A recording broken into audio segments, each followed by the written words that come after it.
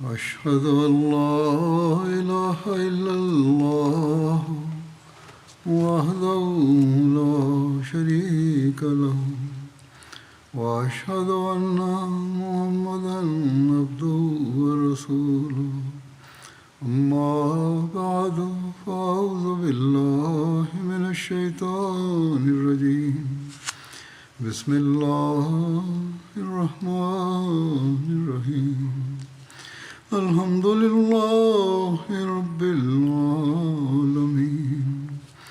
الرحمن الرحيم مالك يوم الدين إياك نعبد وإياك نستعين اهدنا الصراط المستقيم صراط الذين أنعمت عليهم غير المغضوب عليهم ولا الضالين.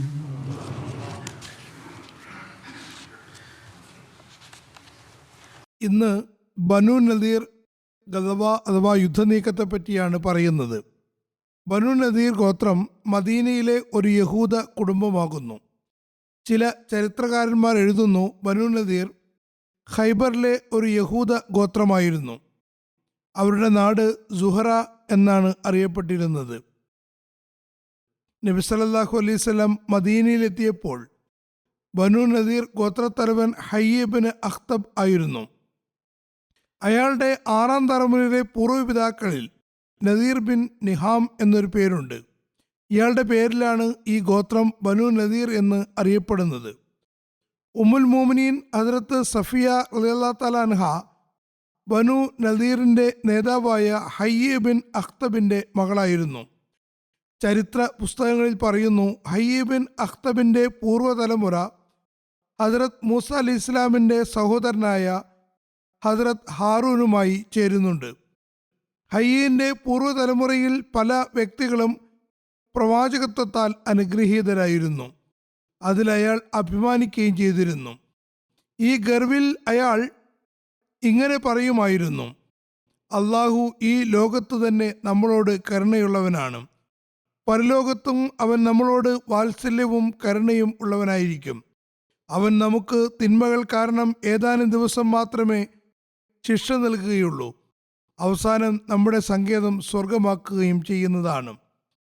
ഈ തറവാട് മഹിമയും ഗർവം കാരണം ഹയ്യ് നബി സല്ലല്ലാഹു അലൈഹി വസല്ലമിൻ്റെ അധ്യാപനത്തിൽ നിന്ന് മുഖം തിരിക്കുകയുണ്ടായി. ബനു നദീർ ഗോത്രം താമസമാക്കിയ സ്ഥലം മസ്ജിദ് ഖുബയിൽ നിന്ന് 1/2 മൈൽ അകലെയായിരുന്നു. വടക്ക് കിഴക്ക് ഭാഗത്തും മദീനയുടെ മധ്യത്തിലും അവരുടെ താമസം നേരത്തെ തന്നെ ഉണ്ടായിരുന്നു. മസ്ജിദ് ഖുബ അവിടെ നിന്ന് കുറച്ച് അകലെ തെക്ക് ഭാഗത്തായിരുന്നു. ബനു നദീർ യുദ്ധനീക്കം ഹിജ്രി 4-ാം വർഷം റബിയുൽ അവൽ മാസത്തിലാണ് ഉണ്ടായത്. ഒരു നിവേദനമനുസരിച്ച് ഉഹദ് യുദ്ധത്തിന് മുമ്പാണ് ഇതുണ്ടായത്. ഇമാം ബുഖാരിയും ഇതുതന്നെയാണ് പറയുന്നത്. പക്ഷേ ഇമാം ബുഖാരി അതോടൊപ്പം എഴുതുന്നു, ഇബ്നു ഇസ്ഹാഖിന്റെ വീക്ഷണത്തിൽ ഇത് ഉഹദ് യുദ്ധത്തിനും ബേറെ മഊനയ്ക്കും ശേഷമാണ് ഉണ്ടായത്.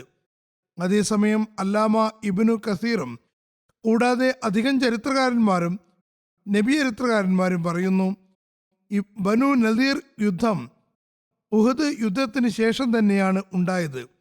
ബനു നദീർ യുദ്ധത്തിൻ്റെ കാരണത്തെപ്പറ്റി പറയുന്നു, മക്ക ഖുറൈശികൾ ബദർ യുദ്ധത്തിനു മുമ്പ് അബ്ദുല്ല ബിനു ഉബയ്യ് ബിനു സുലൂലിനും മറ്റ് ഔസ് ഖദറജ് തുടങ്ങിയ വിഗ്രഹാരാധകർക്കും കത്തയച്ചിരുന്നു.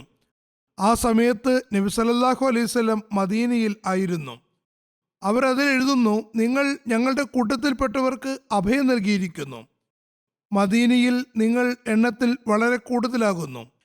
ഞങ്ങൾ ദൈവത്തെ ശപഥം ചെയ്തുകൊണ്ട് പറയട്ടെ, അവരോട് യുദ്ധം ചെയ്യുകയോ അവരെ നാട്ടിൽ നിന്ന് പുറത്താക്കുകയോ ചെയ്യണം. അതല്ലെങ്കിൽ ഞങ്ങൾ അറബികളെ ഒരുമിച്ച് കൂട്ടി നിങ്ങളെ ആക്രമിക്കുന്നതാണ്. നിങ്ങളുടെ യുദ്ധവീരന്മാരുമായി ഞങ്ങൾ യുദ്ധം ചെയ്യുകയും നിങ്ങളുടെ സ്ത്രീകളെയും കുട്ടികളെയും അരിഞ്ഞു വീഴ്ത്തുകയും ചെയ്യുന്നതാണ്. മദീനയിലെ കാഫിര്യങ്ങൾ ഈ കത്താണ് മദീന മൂപ്പന്മാർക്ക് അയച്ചത്. ഉബയ്യ് ബിൻ സുലൂലിനും മറ്റ് വിഗ്രഹാരാധകർക്കും ഈ കത്ത് കിട്ടിയപ്പോൾ അവർ പരസ്പരം സന്ദേശം കൈമാറുകയും നബി സല്ലല്ലാഹു അലൈഹി വസല്ലമിനോടും സഹാബാക്കളോടും യുദ്ധം ചെയ്യാൻ ഉറച്ച തീരുമാനമെടുക്കുകയും ചെയ്തു. നബി സല്ലല്ലാഹു അലൈഹി വസല്ലം അതേക്കുറിച്ച് അറിഞ്ഞപ്പോൾ നബി സല്ലല്ലാഹു അലൈഹി വസല്ലം സഹാബാക്കളുടെ ഒരു സംഘത്തെയും കൂട്ടി അവരെ കാണാൻ പോയി. നബി സല്ലല്ലാഹു അലൈഹി വസല്ലം മദീനയിലെ മൂപ്പന്മാരോട് പറഞ്ഞു, ഖുറൈശികൾ നിങ്ങൾക്ക് വളരെ കടുത്ത ഭീഷണിയുടെ കത്താണ് അയച്ചിട്ടുള്ളത്. ഈ കത്ത് നിങ്ങളെ വഞ്ചനയിൽ അകപ്പെടുത്താതിരിക്കട്ടെ. അതായത് നിങ്ങൾ ചതിയിൽപ്പെട്ട് സ്വന്തം സഹോദരന്മാരോടും മക്കളോടും യുദ്ധം ചെയ്യാൻ നിങ്ങളെ പ്രേരിപ്പിക്കാതിരിക്കട്ടെ. നബി സല്ലല്ലാഹു അലൈഹി വസല്ലം ഇത് പറഞ്ഞപ്പോൾ അവർക്ക് കാര്യം ബോധ്യപ്പെടുകയും അവരുടെ ഉദ്ദേശത്തെ അവർ മാറ്റിവെക്കുകയും പിരിഞ്ഞു പോവുകയും ചെയ്തു. അങ്ങനെ ഖുറൈശികളുടെ ഭീഷണി ഫലവത്തായില്ല. തുടർന്ന് ഖുറൈശികൾ ബദർ യുദ്ധത്തിന് ശേഷം യഹൂദികൾക്ക് അയച്ച കത്തിൽ എഴുതി, നിങ്ങളുടെ പക്കൽ ആയുധങ്ങളുണ്ട്, നിങ്ങൾ കോട്ടകൊത്തളങ്ങളുടെ ഉടമകളുമാകുന്നു, നിങ്ങൾ അവിടെയുള്ള ഞങ്ങളുടെ കൂട്ടത്തിൽപ്പെട്ട ആളുകളുമായി യുദ്ധം ചെയ്യണം, അല്ലെങ്കിൽ ഞങ്ങൾ നിങ്ങളെ ആക്രമിക്കുന്നതാണ്. നിങ്ങളുടെ പുരുഷന്മാരെ കൊല്ലുകയും നിങ്ങളുടെ സ്ത്രീകളെ ബന്ദികളാക്കുകയും ചെയ്യും. ഈ കത്ത് യഹൂദികൾ കിട്ടിയപ്പോൾ അവർ നബി സല്ലല്ലാഹു അലൈഹി വസല്ലമിനോട് വഞ്ചന കാണിക്കാൻ ഏകകണ്ഠമായി തീരുമാനമെടുത്തു. കാരണം യഹൂദി ഗോത്രങ്ങൾ ഒരു അവസരം കിട്ടിയാൽ മുസ്ലിങ്ങളുടെ അധികാരവും ശക്തിയും ഇല്ലാതാക്കാൻ നേരത്തെ തന്നെ ആഗ്രഹിച്ചിരുന്നു. അതുകൊണ്ട് നബി സല്ലല്ലാഹു അലൈഹി വസല്ലമിനെ നൗസുബില്ല കൊല്ലുന്നതിന് എന്തെങ്കിലും ഉപായം മെനയണമെന്ന് അവർ ആലോചിച്ചു തുടങ്ങി. അങ്ങനെ അവർ നബി സല്ലല്ലാഹു അലൈഹി വസല്ലമിനോട് 30 സഹാബാക്കളോടൊപ്പം വരാൻ പറയുകയും തങ്ങളുടെ 30 പണ്ഡിതന്മാർ താങ്കളുടെ അടുക്കേക്ക് വരുന്നതാണെന്നും ഇരു കൂട്ടർക്കും ഇടയിലുള്ള ഒരു സ്ഥലത്ത് വെച്ച് സന്ധിക്കാമെന്നും അറിയിപ്പ് നൽകുകയും ചെയ്തു. അതായത് 2 കൂട്ടർക്കും പൊതുവായുള്ള ഒരു സ്ഥലം തിരഞ്ഞെടുക്കേണ്ടതാണ്. അവിടെ വെച്ച് താങ്കളുടെ പ്രഭാഷണം അവർ ശ്രവിക്കുന്നതാണ്. അവർ, അതായത് യഹൂദി പണ്ഡിതന്മാർ, താങ്കളെ സത്യപ്പെടുത്തുകയും അംഗീകരിക്കുകയും ചെയ്താൽ ഞങ്ങളും താങ്കളെ വിശ്വസിക്കുന്നതാണ്. അടുത്ത ദിവസം നബി സല്ലല്ലാഹു അലൈഹി വസല്ലം 30 സഹാബാക്കളെയും കൂട്ടി അവരുടെ അടുത്തേക്ക് പുറപ്പെട്ടു. 30 യഹൂദി പണ്ഡിതന്മാരും നബി സല്ലല്ലാഹു അലൈഹി വസല്ലമിന്റെ അടുക്കലെത്തി. യഹൂദികൾ തുറസ്സായ മൈതാനത്ത് എത്തിയപ്പോൾ എങ്ങനെയാണ് അവരെ ആക്രമിക്കുകയെന്ന് പരസ്പരം ചോദിച്ചു തുടങ്ങി. കാരണം നബി സല്ലല്ലാഹു അലൈഹി വസല്ലമിന്റെ കൂടെ 30 സഹാബാക്കളുണ്ട്. ഈ 30 പേരുടെ സാന്നിധ്യത്തിൽ നബി സല്ലല്ലാഹു അലൈഹി വസല്ലമിനെ ആക്രമിക്കുക സാധ്യമല്ല. കാരണം കൂടെയുള്ളവർ നബി സല്ലല്ലാഹു അലൈഹി വസല്ലമിന് വേണ്ടി ജീവൻ ത്യജിക്കാൻ സന്നദ്ധരായിട്ടുള്ളവരാകുന്നു. തുടർന്ന് യഹൂദികൾ നബി സല്ലല്ലാഹു അലൈഹി വസല്ലമിന് ഇപ്രകാരം സന്ദേശം അയച്ചു: നമ്മൾ 60 പേർ കൂടി എങ്ങനെയാണ് പരസ്പരം ചർച്ച നടത്തുക? അതുകൊണ്ട് താങ്കൾ 3 ആളുകളുമായി വന്നാൽ മതി. ഞങ്ങളും 3 പണ്ഡിതന്മാരെയും കൊണ്ടുവരാം. അവർ താങ്കളുടെ സംസാരം കേൾക്കുന്നതാണ്. അങ്ങനെ നബി സല്ലല്ലാഹു അലൈഹി വസല്ലം 3 സഹാബാക്കളെയും കൂട്ടി പോയാൽ മതിയെന്ന അഭ്യർത്ഥന അംഗീകരിക്കുകയുണ്ടായി. 3 യഹൂദി പണ്ഡിതന്മാരും പുറപ്പെട്ടു. ഈ യഹൂദികളുടെ കയ്യിൽ കഠാരയുണ്ടായിരുന്നു. അവർ നബി സല്ലല്ലാഹു അലൈഹി വസല്ലമിനെ ആക്രമിക്കാൻ ഉദ്ദേശിച്ചിരുന്നു. വഴിയിൽ വെച്ച് ബനി നദീറിലുള്ള ഗുണകാംക്ഷയായ ഒരു സ്ത്രീ ഒരു അൻസാരി മുസ്ലിമിനോട് ബനി നദീറിൻ്റെ എല്ലാ ഗൂഢപദ്ധതികളെ സംബന്ധിച്ചും, അതായത് അവർ ചതിക്കാൻ നടത്തിയ ഗൂഢാലോചനയെപ്പറ്റി അറിയിച്ചു കൊടുത്തു.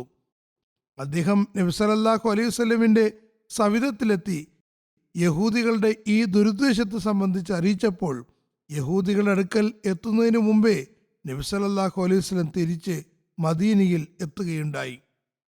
ഈ യുദ്ധനീക്കത്തിൻ്റെ മറ്റൊരു കാരണം വിവരിച്ചുകൊണ്ട് ഒരു ഗ്രന്ഥകാരൻ എഴുതുന്നു: ബനു നദീർ രഹസ്യമായി ഖുറൈശികൾക്ക് സന്ദേശം അയക്കുകയും അവരെ നബി സല്ലല്ലാഹു അലൈഹി വസല്ലമിനെതിരിൽ യുദ്ധം ചെയ്യാൻ പ്രേരിപ്പിക്കുകയും ചെയ്യുകയുണ്ടായി.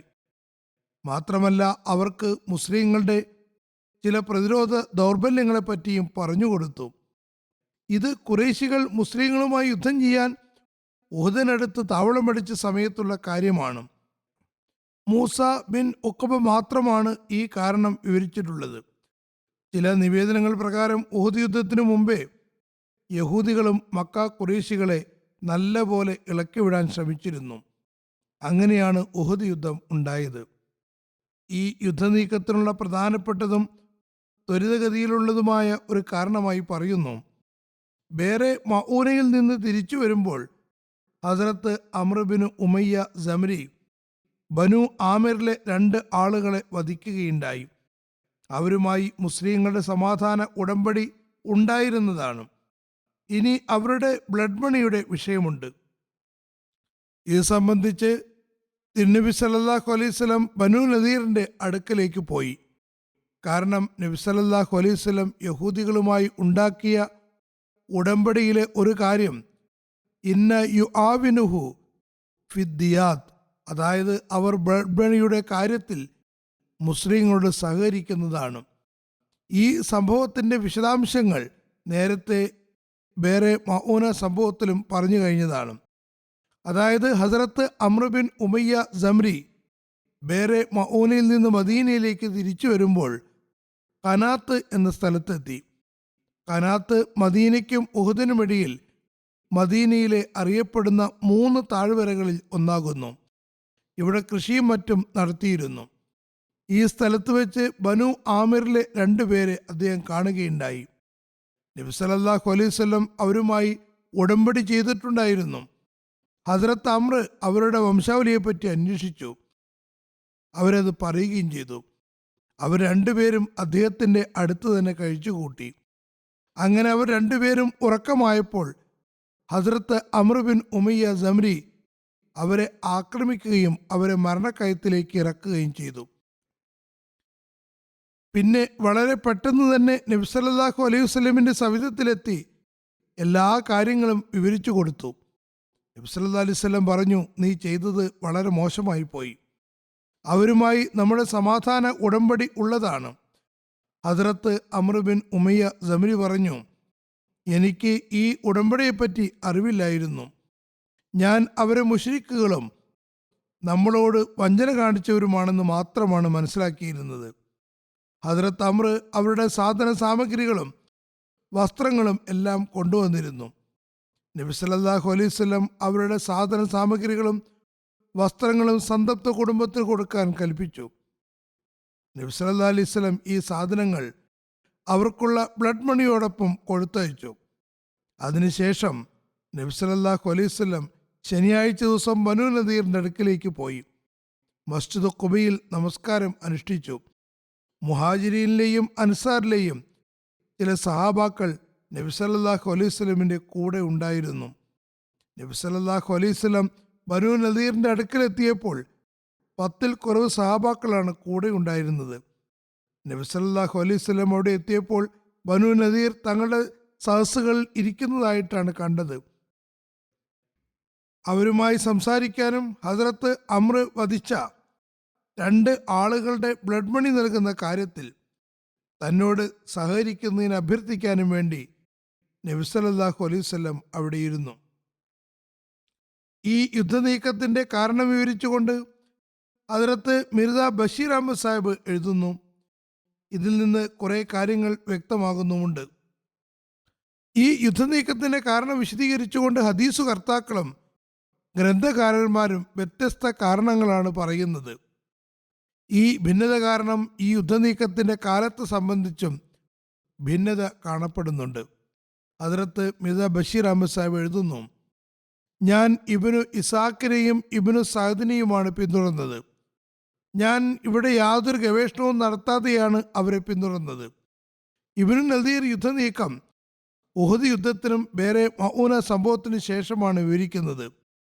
അതിനുള്ള കാരണമായി എഴുതുന്നു, അമ്ർ ബിൻ ഉമയ്യ സമ്രിയെ കാഫിര്യങ്ങൾ വേറെ മഊനയുടെ അവസരത്തിൽ ബന്ദിയാക്കിയ ശേഷം വിട്ടയച്ചിരുന്നു. അങ്ങനെ അദ്ദേഹം മദീനയിലേക്ക് തിരിച്ചു വരുമ്പോൾ വഴിയിൽ ഇബ്നു ആമിറിലെ 2 ആളുകളെ കാണുകയുണ്ടായി. അവരുമായി നബി സല്ലല്ലാഹു അലൈഹി വസല്ലമിന് ഉടമ്പടി ഉണ്ടായിരുന്നതാണ്. പക്ഷേ അമ്രിന് ഈ ഉടമ്പടി സംബന്ധിച്ച് അറിയില്ലായിരുന്നു. അതുകൊണ്ട് അദ്ദേഹം അവസരം കിട്ടിയപ്പോൾ വേറെ മഊനയുടെ പ്രതികാരമായി അവർ 2 പേരെയും വധിക്കുകയുണ്ടായി. അതിനുള്ള കാരണം ബനു ആമിർ ഗോത്രത്തലവനായ ആമിർ ബിൻ തുഫേലായിരുന്നു.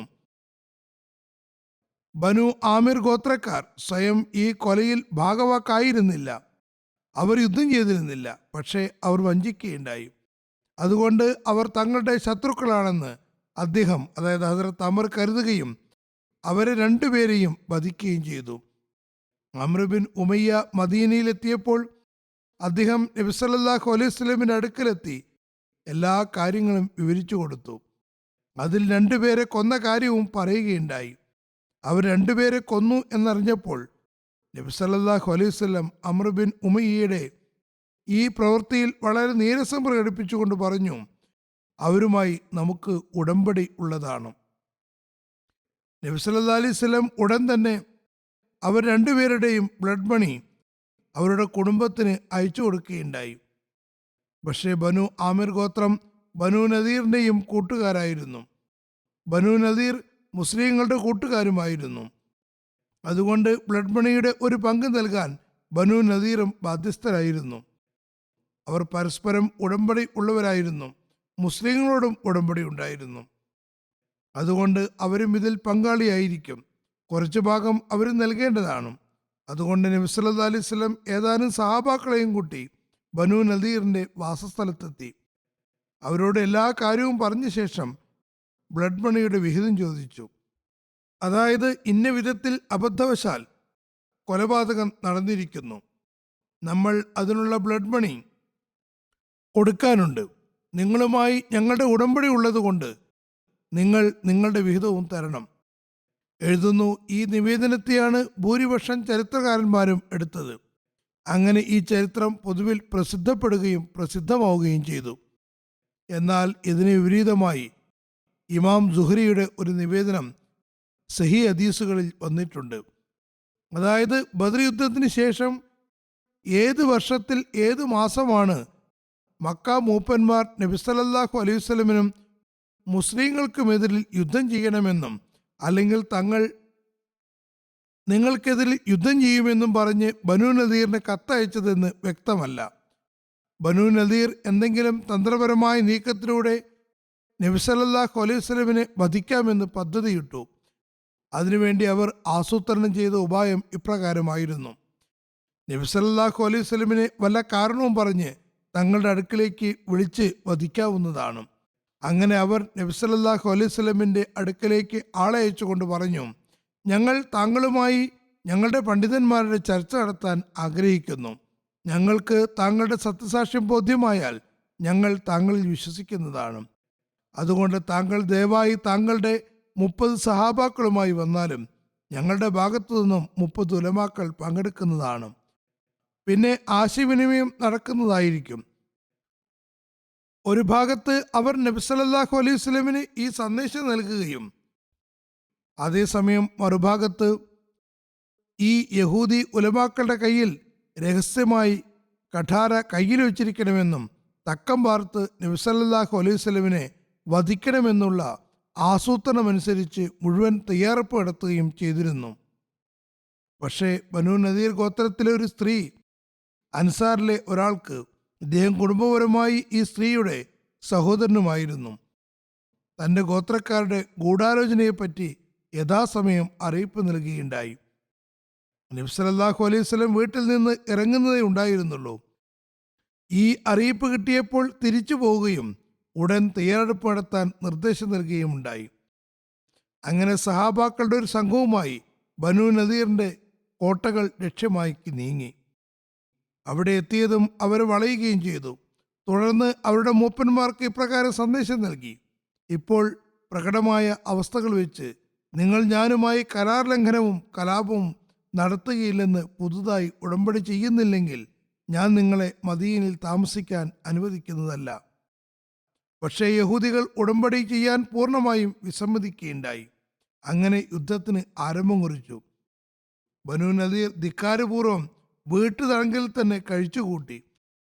അതായത്, തങ്ങളുടെ പക്കൽ ശക്തിയുണ്ടെന്ന ധിക്കാരവും അഹങ്കാരവും പ്രകടിപ്പിച്ചുകൊണ്ട് വീടുകളിൽ തന്നെ കഴിച്ചുകൂട്ടുകയുണ്ടായി. യഹൂദികളുടെ മറ്റൊരു ഗോത്രമായ ബനു ഖുറൈസയും നീരസത്തിലാണെന്ന് നബി സല്ലല്ലാഹു അലൈഹി വസല്ലമിന് അറിയിപ്പ് കിട്ടുകയോ അതല്ല സാഹചര്യങ്ങൾ വെച്ച് നബി സല്ലല്ലാഹു അലൈഹി വസല്ലം മനസ്സിലാക്കുകയോ ചെയ്യുകയുണ്ടായി. അതേ തുടർന്ന് നബി സല്ലല്ലാഹു അലൈഹി വസല്ലം സഹാബാക്കളുടെ ഒരു സംഘത്തെയും കൂട്ടി ബനു ഖുറൈസയുടെ കോട്ടകളെ ലക്ഷ്യമാക്കി നീങ്ങി. അവരെയും വളയുകയുണ്ടായി. രഹസ്യം പുറത്തായെന്ന് മനസ്സിലായപ്പോൾ ബനു ഖുറൈസ ഭയപ്പെടുകയും മാപ്പ് ചോദിക്കുകയും പുതുതായി നബി സല്ലല്ലാഹു അലൈഹി വസല്ലവുമായി സമാധാനത്തിൻ്റെയും സഹകരണത്തിൻ്റെയും ഉടമ്പടി ചെയ്യുകയുണ്ടായി. തുടർന്ന് നബി സല്ലല്ലാഹു അലൈഹി വസല്ലം അവരുമായുള്ള ഉപരോധം പിൻവലിക്കുകയും ചെയ്തു. പിന്നെ ബനു നദീറിൻ്റെ കോട്ടകളിലേക്ക് എത്തുകയും ചെയ്തു. എന്നാൽ ബനു നദീർ തങ്ങളുടെ വാശിയിലും വൈരാഗ്യത്തിലും ഉറച്ചു നിൽക്കുകയാണ് ഉണ്ടായത്. അത് ഒരു യുദ്ധത്തിലേക്ക് നയിക്കുകയുണ്ടായി. ഈ രണ്ട് വ്യത്യസ്ത നിവേദനങ്ങളാണ് ബനു നദീർ യുദ്ധനീക്കത്തെ സംബന്ധിച്ച് വിവരിക്കപ്പെട്ടിട്ടുള്ളത്. ചരിത്രപരമായി നോക്കിയാൽ രണ്ടാമത് പറഞ്ഞ നിവേദനമാണ് കൂടുതൽ ശരിയായി തോന്നുന്നത്. മറ്റ് ഹദീസുകളിലും കൂടുതൽ ഹദീസുകളുടെ പിന്തുണയും ഈ നിവേദനത്തിന് അനുകൂലമായിട്ടാണ് കാണുന്നത്. പക്ഷേ ആദ്യത്തെ നിവേദനത്തെ ചരിത്രകാരന്മാർ കൂടുതലായി അവലംബിച്ചിരിക്കുന്നു. ചില സഹീ ഹദീസുകളിലും ഇതിൻ്റെ പ്രബലതയിലേക്ക് സൂചനകളും ലഭിക്കുന്നുണ്ട്. ഇമാം ബുഖാരി സുഹരിയുടെ വാക്കുകൾക്ക് മുൻഗണന നൽകുന്നുണ്ടെങ്കിൽ പോലും ആമിർ ഗോത്രത്തിലെ വധിക്കപ്പെട്ട 2 ആളുകളുടെ ബ്ലഡ് മണിയെ സംബന്ധിച്ചും ചർച്ച ചെയ്യുന്നുണ്ട്. അതുകൊണ്ട് നമ്മുടെ വീക്ഷണത്തിൽ 2 നിവേദനങ്ങളെയും ശരിയാണെന്ന് മനസ്സിലാക്കി കൂട്ടിച്ചേർക്കുകയാണെങ്കിൽ അത് തെറ്റായിരിക്കുകയില്ല. അതേസമയം യുദ്ധത്തിൻ്റെ കാലഗണനയെ സംബന്ധിച്ച് ഈ നിവേദനങ്ങളിൽ ഏതെങ്കിലും ഒന്നിന് മുൻഗണന നൽകേണ്ടി വരും. കാരണം കാലഗണനയുടെ കാര്യത്തിൽ 2 നിവേദനങ്ങളെയും ശരിയാണെന്ന് അംഗീകരിക്കാൻ സാധ്യമല്ല. ബനു നദീറിൻ്റെ ഭാഗത്തു നിന്ന് വ്യത്യസ്ത സമയങ്ങളിൽ യുദ്ധ സാഹചര്യം സൃഷ്ടിക്കപ്പെട്ടെങ്കിലും നബി സല്ലല്ലാഹു അലൈഹി വസല്ലം അവർക്ക് സാവകാശം നൽകിക്കൊണ്ടിരിക്കുകയും മാപ്പാക്കിക്കൊണ്ടിരിക്കുകയും ചെയ്തിരുന്നുവെന്ന് മനസ്സിലാകുന്നു. എന്നാൽ അവസാന കാരണമായ ബേറെ മഊന സംഭവമുണ്ടായപ്പോൾ നബി സല്ലല്ലാഹു അലൈഹി വസല്ലം അവരുടെ എല്ലാ നീക്കങ്ങളും ഓർമ്മിപ്പിച്ചുകൊണ്ട് അവർക്കെതിരെ യുദ്ധനീക്കം നടത്തുകയാണ് ഉണ്ടായത്. അതായത് ഈ പറഞ്ഞ എല്ലാ കാരണങ്ങളും അതിൻ്റെതായ തലങ്ങളിൽ ശരിയാകുന്നു. പക്ഷേ അവസാന നീക്കത്തിലുള്ള കാരണം ബനു നദീറിൻ്റെ 2 വധിക്കപ്പെട്ടവരുടെ ബ്ലഡ് മണി ആവശ്യപ്പെട്ടപ്പോൾ ഉണ്ടായ കാര്യമാകുന്നു. വല്ലാഹു ആലമു ബിസ്സവാബ്. ഞാൻ വിവരിച്ച ഈ എല്ലാ കാര്യങ്ങളും സീറത്ത് ഖാത്തമുൻ നബീനിൽ നിന്ന് എടുത്തതാണ്. തുടർന്ന് എഴുതുന്നു, ബനു നദീർ നബി സല്ലല്ലാഹു അലൈഹി വസല്ലമിനെ വധിക്കാൻ ശ്രമിച്ച നെറുകെട്ട ഗൂഢാലോചനയും അതിന് ഒരു കാരണമായിട്ടുണ്ട്. ഇത് സംബന്ധമായി പറഞ്ഞു വന്നതുപോലെ നബി സല്ലല്ലാഹു അലൈഹി വസല്ലം സഹാബാക്കളുടെ ഒരു സംഘത്തെയും കൂട്ടി ബനു നദീറിൻ്റെ അടുക്കൽ ചെന്നു. നബി സല്ലല്ലാഹു അലൈഹി വസല്ലം ശനിയാഴ്ചയാണ് പോയത്. നബി സല്ലല്ലാഹു അലൈഹി വസല്ലം മുഹാജിരീങ്ങളും അൻസാറുകളും അടങ്ങുന്ന സംഘത്തോടൊപ്പം മസ്ജിദ് ഖുബയിൽ നമസ്കരിക്കുകയും പിന്നെ ഉടമ്പടി പ്രകാരം ബനു നദീറിൻ്റെ അടുക്കലെത്തി ബ്ലഡ് മണിയുടെ ആവശ്യമുന്നയിക്കുകയും ചെയ്തു. നബി സല്ലല്ലാഹു അലൈഹി വസല്ലം കൂടെ കൊണ്ടുപോയ സഹാബാക്കളുടെ എണ്ണം 10-ൽ താഴെയായിരുന്നു. ഈ നിവേദനത്തിൽ പറയുന്നു, അവരിൽ ഹസ്രത്ത് അബൂബക്കർ, ഹസ്രത്ത് ഉമർ, ഹസ്രത്ത് അലി എന്നിവരുണ്ടായിരുന്നു. ഹസ്രത്ത് സുബൈർ, ഹസ്രത്ത് തൽഹ, ഹസ്രത്ത് സഅദ് ബിൻ മുആസ്, ഹസ്രത്ത് ഉസൈദ് ബിൻ ഹുദൈർ, ഹസ്രത്ത് സഅദ് ബിൻ ഉബാദ എന്നിവരുടെ പേരുകളും കാണുന്നുണ്ട്. നബി സല്ലല്ലാഹു അലൈഹി വസല്ലം അവിടെ ചെന്ന് യഹൂദികളോട് ബ്ലഡ് മണിയെ സംബന്ധിച്ച് പറഞ്ഞപ്പോൾ അവർ പറഞ്ഞു, അതെ അതെ അബുൽ ഖാസിം, ആദ്യം താങ്കൾ ഭക്ഷണം കഴിച്ചാലും പിന്നെ താങ്കളുടെ കാര്യത്തിലേക്ക് വരാം. ഇങ്ങനെ യഹൂദികൾ പ്രത്യക്ഷത്തിൽ വലിയ സുസ്മേര വദനരായി നബി സല്ലല്ലാഹു അലൈഹി വസല്ലമയോട് സംസാരിക്കുകയുണ്ടായി. അതേസമയം അകത്ത് നബി സല്ലല്ലാഹു അലൈഹി വസല്ലമിനെ വധിക്കാനുള്ള ഗൂഢാലോചന നടക്കുകയായിരുന്നു. ആ സമയത്ത് നബി സല്ലല്ലാഹു അലൈഹി വസല്ലം വീടുകളുടെ തണലിൽ ഒരു ഭാഗത്ത് ഇരിക്കുകയായിരുന്നു. യഹൂദികൾ കൂടിയാലോചനയ്ക്ക് ശേഷം പരസ്പരം പറഞ്ഞു, ഇദ്ദേഹത്തെ, അതായത് നബി സല്ലല്ലാഹു അലൈഹി വസല്ലമിനെ ഇല്ലാതാക്കാൻ ഇതിലും നല്ല ഒരവസരം ഇനി നിങ്ങൾക്ക് കിട്ടാനില്ല. അതുകൊണ്ട് ഈ വീടിന് മുകളിൽ കയറി ചുമരിലൂടെ ഒരു വലിയ കല്ല് നബി സല്ലല്ലാഹു അലൈഹി വസല്ലമിൻ്റെ മേലിലേക്ക് ഇട്ട് അദ്ദേഹത്തിൽ നിന്ന് തങ്ങളെ രക്ഷിക്കാൻ ആരുണ്ട്? മറ്റൊരു ഗ്രന്ഥകാരൻ ഈ സംഭവം വിവരിച്ചുകൊണ്ട് എഴുതുന്നു, അവരുടെ നേതാവ് ഹയ്യ് ബിൻ അഖ്തബ് പറഞ്ഞു, അല്ലയോ യഹൂദ സംഘമേ, മുഹമ്മദ് സല്ലല്ലാഹു അലൈഹി വസല്ലം തൻ്റെ സുഹൃത്തുക്കളോടൊപ്പം നിങ്ങളുടെ അടുക്കൽ വന്നിരിക്കുന്നു. അവരുടെ എണ്ണം 10-ൽ താഴെയാണ്. ഈ വീടിൻ്റെ ചുമരിലൂടെ കല്ല് താഴേക്കിട്ട് മുഹമ്മദ് സല്ലല്ലാഹു അലൈഹി വസല്ലമിനെ വധിക്കണം. നിങ്ങൾക്ക് ഇതിനേക്കാൾ നല്ലൊരു അവസരം ഇനി കിട്ടുകയില്ല. അദ്ദേഹത്തെ കൊല്ലുകയാണെങ്കിൽ അദ്ദേഹത്തിൻ്റെ കൂട്ടുകാർ പിരിഞ്ഞു പോവുകയും മക്കയിൽ നിന്ന് വന്ന അദ്ദേഹത്തിൻ്റെ കൂട്ടുകാർ തിരിച്ച് മക്കയിലേക്ക് പോവുകയും ചെയ്യുന്നതാണ്. ഇവിടെ നിങ്ങളുടെ കൂട്ടുകാരായ ഔസും ഖദറജും ഗോത്രക്കാർ മാത്രം ശേഷിക്കുന്നതുമാണ്. അതുകൊണ്ട് നിങ്ങൾ ചെയ്യാൻ ഉദ്ദേശിക്കുന്നുവെങ്കിൽ അത് ഉടനെ ചെയ്തു കൊള്ളുക. അപ്പോൾ ദുർഭകനായ ഒരു യഹൂദി അമ്ർ ബിൻ ജഹാഷ് പറഞ്ഞു, ഞാൻ വീടിന് മുകളിൽ കയറി കല്ല് താഴേക്കിട്ട് മുഹമ്മദ് സല്ലല്ലാഹു അലൈഹി വസല്ലമിനെ നൗസുബില്ല കൊല്ലാം. ഈ എല്ലാ ആലോചനകളും നടക്കുമ്പോൾ ബനു നദീറിലെ ഒരു നേതാവ് സലാം ബിൻ മഷ്കം പറഞ്ഞു, അല്ലയോ യഹൂദ സംഘമേ, നിങ്ങൾ ജീവിതകാലം മുഴുവനും എന്നെ എതിർത്തുകൊള്ളുക. പക്ഷേ ഇപ്പോൾ ഞാൻ പറയുന്നത് അനുസരിക്കണം. അള്ളാഹുവാണെ നിങ്ങളുടെ ഉദ്ദേശത്തെപ്പറ്റി മുഹമ്മദ് സല്ലല്ലാഹു അലൈഹി വസല്ലമിന് അറിവ് ലഭിക്കുന്നതാണ്. മാത്രമല്ല ഇത് നമ്മളും അവരും തമ്മിലുള്ള ഉടമ്പടിക്ക് വിരുദ്ധവും ആയിരിക്കും. പക്ഷേ യഹൂദികൾ അദ്ദേഹം പറഞ്ഞതൊന്നും കേൾക്കാൻ കൂട്ടാക്കിയില്ല. തങ്ങളുടെ ശാഠ്യത്തിൽ തന്നെ ഉറച്ചു നിന്നു. തുടർന്നുണ്ടായ കാര്യങ്ങളെപ്പറ്റി, അതായത് അവർ എങ്ങനെയാണ് വധശ്രമം നടത്തിയത്, അള്ളാഹു എങ്ങനെയാണ് നബി സല്ലല്ലാഹു അലൈഹി വസല്ലമിനെ രക്ഷിക്കുകയും അവരുടെ പദ്ധതികളെ പരാജയപ്പെടുത്തുകയും ചെയ്തത് എന്നെല്ലാം ഇൻഷാ അല്ലാഹ് പിന്നീട് വിവരിക്കുന്നതാണ്. അവസാനത്തിൽ ഞാൻ പാകിസ്ഥാനിലെ അഹമ്മദികൾക്ക് വേണ്ടി പ്രത്യേകമായും ദുആക്ക് വേണ്ടി പറയാൻ ആഗ്രഹിക്കുന്നു. അവർക്ക് മേൽ വീണ്ടും കാഠിന്യം ചെലുത്തിക്കൊണ്ടിരിക്കുന്നു. അള്ളാഹു എത്രയും വേഗം പാകിസ്ഥാനി അഹമ്മദികളെയും ഈ അക്രമകാരികളിൽ നിന്ന് രക്ഷിക്കുമാറാകട്ടെ. അവിടെയും നമ്മുടെ അവസ്ഥകൾ നന്നാകുമാറാകട്ടെ. ചെറിയ ചെറിയ കാര്യങ്ങളിൽ കേസും അസ്വസ്ഥതയും ഉണ്ടാക്കാൻ ശ്രമിച്ചുകൊണ്ടിരിക്കുകയാണ്. ഇനി ഞാൻ ജുമാക്ക് ശേഷം ജനാദി നമസ്കരിക്കുന്നതാണ്. ആദ്യം അവരെ അനുസ്മരിക്കാം. ആദ്യത്തെ അനുസ്മരണം ഗുലാം സർവർ സാഹിബ് ഷഹീദ് ഇബ്നു ബഷീർ അഹമ്മദ് സാഹിബിൻ്റെതാണ്. അതോടൊപ്പം രണ്ടാമത്തെ അനുസ്മരണം റാഹത്ത് അഹമ്മദ് ബാജ്വ സാഹിബ് ഇബ്നു മുഷ്താഖ് അഹമ്മദ് ബാജ്വ സാഹിബിൻ്റെതാണ്. ഇവർ മണ്ഡി ബഹാവുദ്ദീൻ ജില്ലയിലെ സാദുല്ലാപൂരി നിവാസികളാണ്. ഇവരെ ജൂൺ 8-ാം തീയതി ഷഹീദാക്കുകയുണ്ടായി. ഇന്നാ ലില്ലാഹി വ ഇന്നാ ഇലൈഹി റാജിഊൻ. ഒരു അഹമ്മദിയ വിരോധി ഒന്നിനു ശേഷം മറ്റൊന്നായി ഫയർ ചെയ്ത് ഗുലാം സർവർ സാഹിബിനെയും റാഹത്ത് ബാജ്വ സാഹിബിനെയും ഷഹീദാക്കുകയുണ്ടായി. ഷഹാദത്ത് വേളയിൽ ഗുലാം സർവർ സാഹിബിന് 64 വയസ്സും റാഹത്ത് ബാജ്വ സാഹിബിന് 30 വയസ്സുമായിരുന്നു പ്രായം.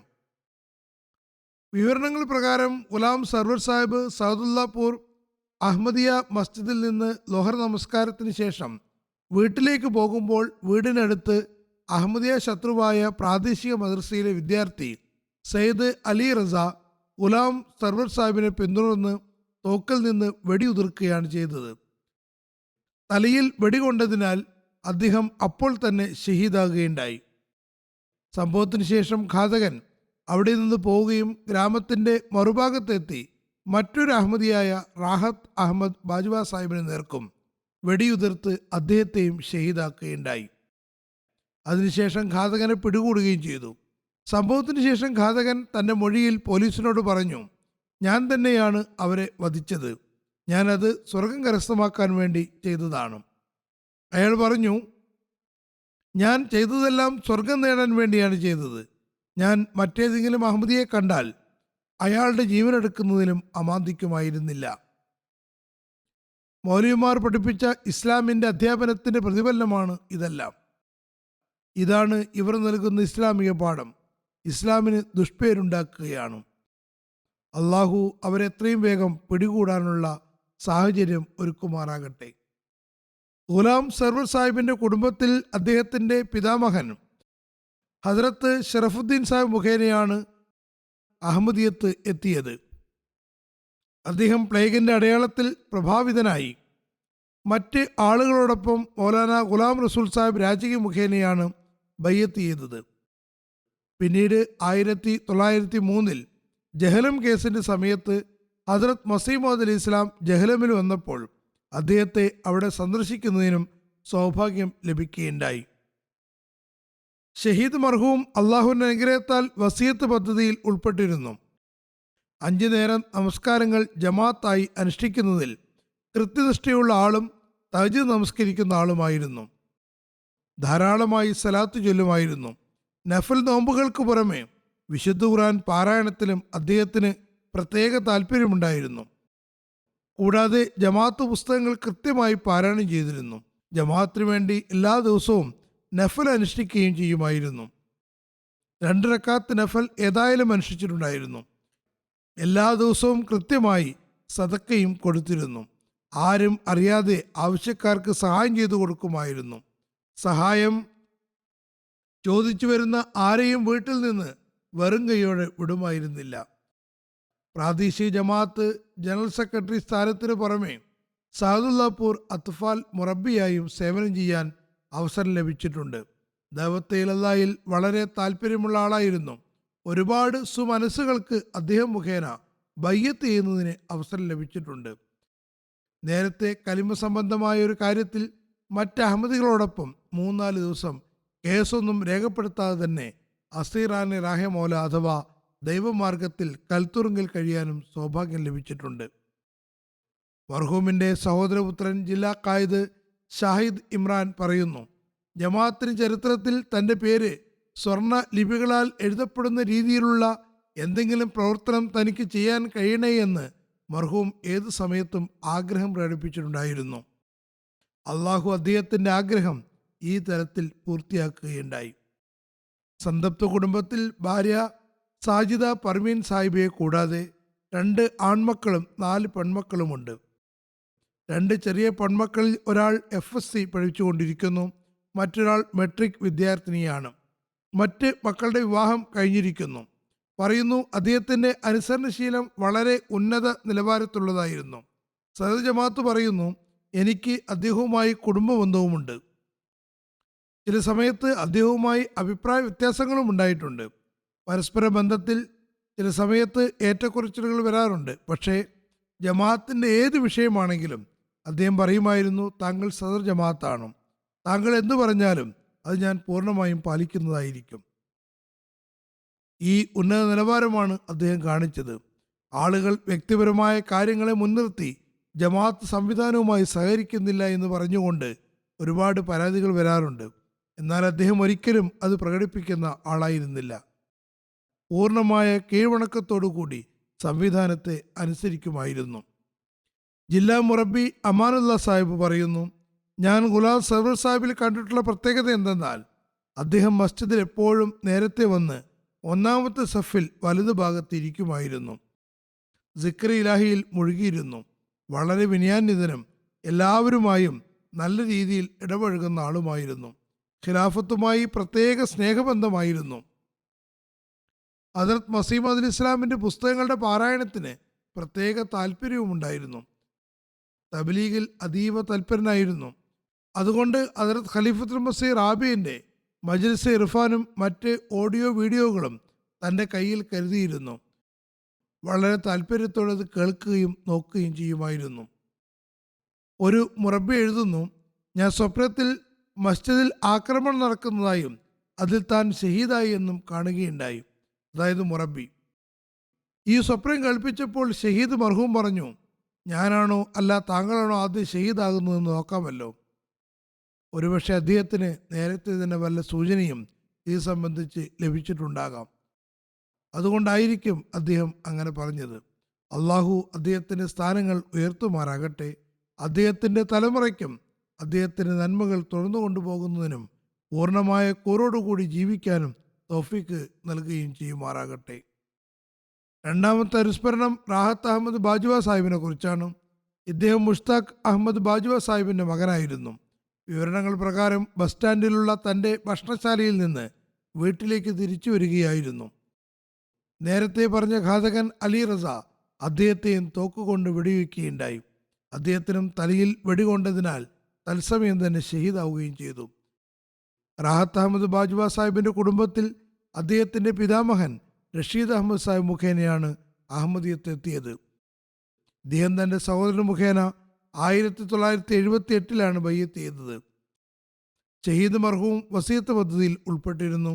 ഏത് അഹമ്മദി ഷഹീദായി എന്ന വാർത്ത കേട്ടാലും അദ്ദേഹം വളരെ അസൂയയോടുകൂടി ഇങ്ങനെ പറയുമായിരുന്നു, ഈ സ്ഥാനമെല്ലാം സൗഭാഗ്യമുള്ളവർക്ക് മാത്രമാണ് കിട്ടാറുള്ളത്. അദ്ദേഹം ഖിലാഫത്തിനോട് വളരെയേറെ സ്നേഹമുള്ള ആളായിരുന്നു. അതിസൽക്കാരം അദ്ദേഹത്തിൻ്റെ പ്രത്യേക സവിശേഷതയുമായിരുന്നു. വളരെ സുസ്മേരവദനും എല്ലാവരോടും സ്നേഹത്തോടെ പെരുമാറുന്ന വ്യക്തിയും ആയിരുന്നു.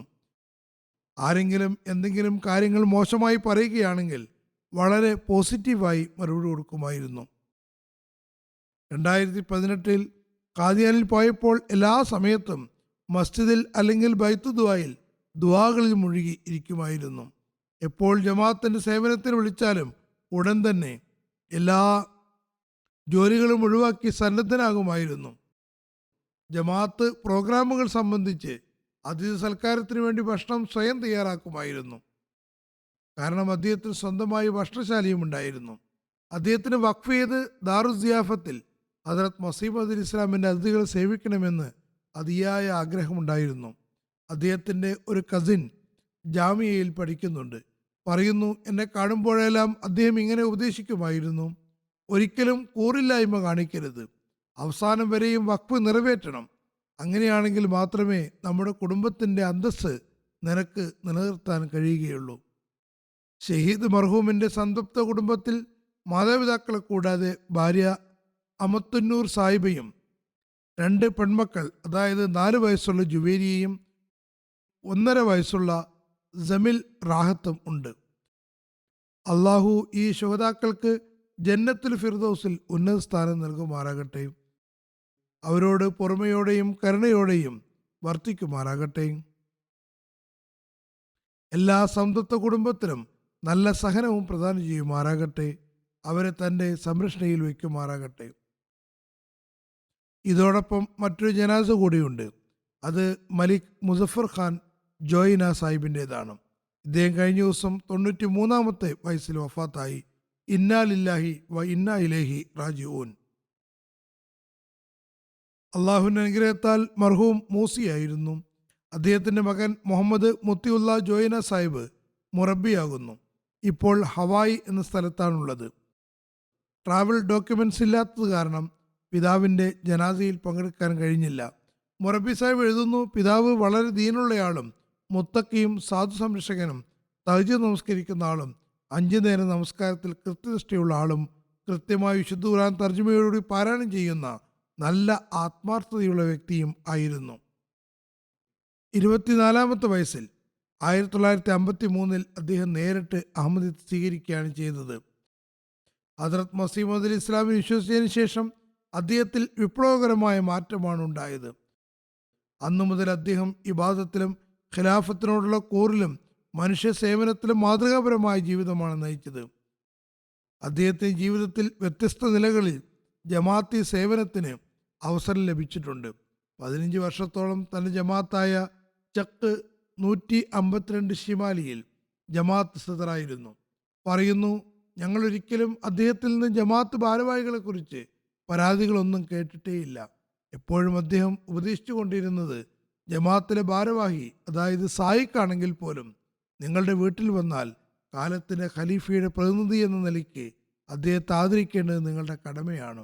സ്വന്തം നിലയ്ക്കും എപ്പോഴും ജമാഅത്ത് അതിഥികളെയും ഭാരവാഹികളെയും പ്രത്യേകമായി ആദരിക്കുമായിരുന്നു.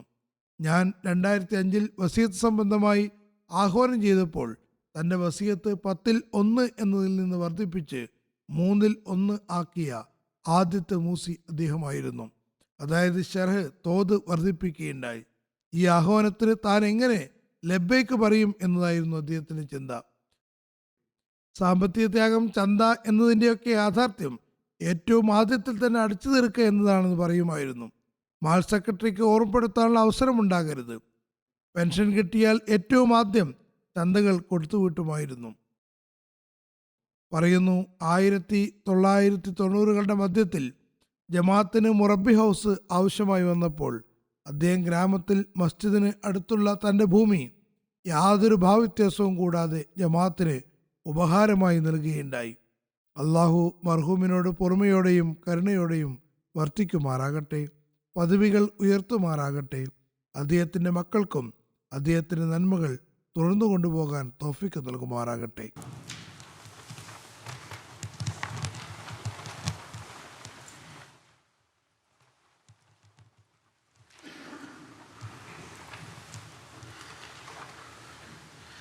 الحمد لله الحمد لله نحمده ونستعينه ونستغفره ونؤمن به ونتوكل عليه ونعوذ بالله من شرور أنفسنا ومن سيئات أعمالنا من يهده الله فلا مضل له ومن يضلل فلا هادي له ونشهد أن لا إله إلا الله ونشهد أن محمدا عبده ورسوله عباد الله رحمكم الله إن الله يأمر بالعدل والإحسان وإيتاء ذي القربى